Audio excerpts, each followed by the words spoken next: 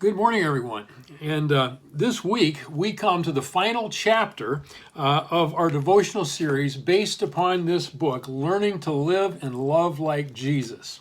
And I don't know about you, but I have thoroughly enjoyed the opportunity to deliver these devotionals, some of them, and I know the other pastors have as well.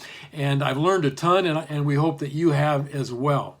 Now, the final chapter is titled Telling the Story.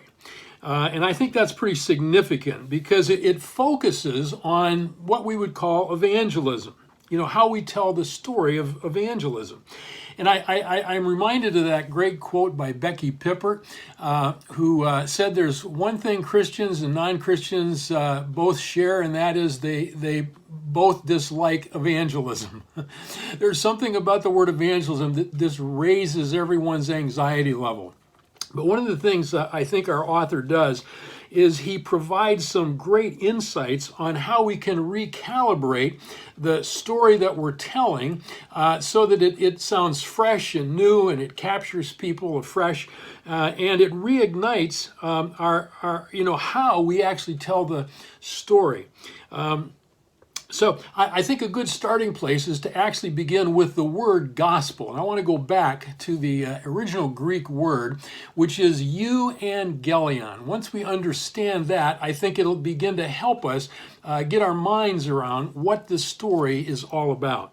Euangelion has both a prefix, eu, and a root word, angelion.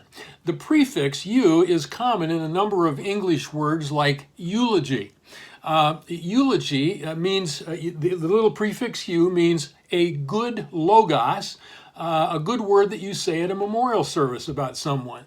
Or euphoria, the little prefix again is good feeling. Or how about euphemism? That's a kind of a good spin that you put on something bad. So when a coach says, we didn't play up to our potential, that's a good spin on saying you guys really stunk up the place. The euangelion begins with good, and then it goes to the root word angelion, which is, you can hear the word, what? Angel. And an angel is a messenger. So you could translate euangelion as good news, good tidings, good message. Now, I know we tend to think that the good news is Jesus died for my sins so I can go to heaven when I die. And that's true, but there is so much more to the gospel, to the good news, to the euangelion. When you make part of the truth all the truth, it becomes an untruth.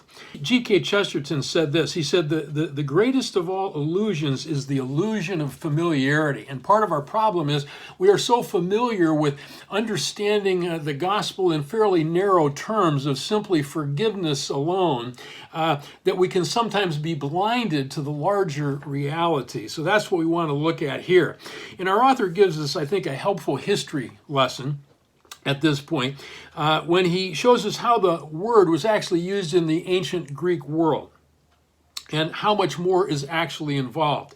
So the term euangelion actually has political overtones, and you don't want to miss that. The ancient calendar inscription in the year 9 BC read as follows: Augustus was the beginning of the euangelion, the good news for the world that came because of him. In other words, the rule and reign of Augustus, the reign of Augustus Caesar, would inaugurate a new era of good news for the world.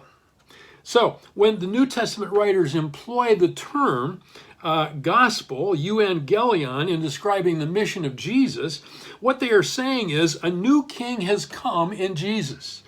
He is the true king, the King of Kings, and this new king has inaugurated a new kingdom whose policies will bring blessing and wholeness and healing to the world.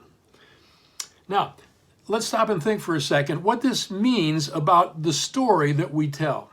It means that the message is not just about forgiveness in the afterlife, but it is more primarily about transformation in this life. It's about the transformation of both the person and society.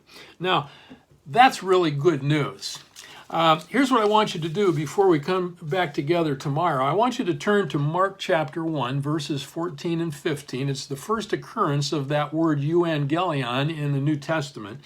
And I want you to just read it, think about it, and maybe jot down 2 or 3 implications of what the gospel, the euangelion, means that is much broader than simply Jesus died for your sins. Well, see you tomorrow and we'll continue the conversation.